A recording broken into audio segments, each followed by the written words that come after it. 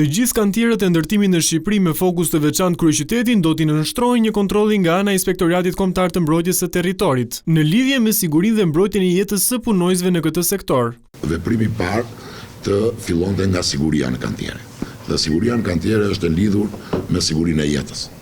Për këtë ne kemi hartuar një plan pune të detajuar, të cilin unë ja kam vënë në dispozicion edhe kryetarit të shoqatës. Kam bërë një takim me të.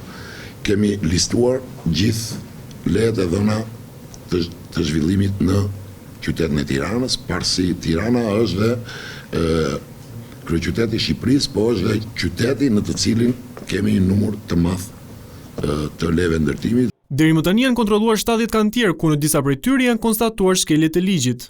Deri ditën e sotme, grupet janë të rënë, ne kemi kontrolluar diku të 70 objekte. Dhe na dalin problematika të ndryshme. Për fat mirë, kemi një numër objektesh të cilat janë plotësisht në përputhje me kushtet e sigurisë në kantiere. Unë do t'ua vë në dukje pak më vonë, kam dhe dosjet për kacet e tyre. Kemi objekte të cilat kanë defekte të pjesshme në kuadër të sigurisë teknike. Në takimin e zhvilluar, shoqata ndërtuesve u shpreh se është e hapur për bashkëpunim me grupet e terrenit, që do të ngrihen nga ana e inspektoriatit.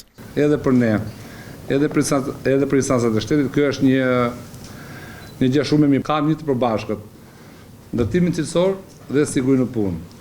Vetëm vitin e kaluar në Shqipëri u dha 1158 leje ndërtimi, ku pjesa më e madhe e tyre ishte në kryeqytet, sipas të dhënave nga Instituti i Statistikave.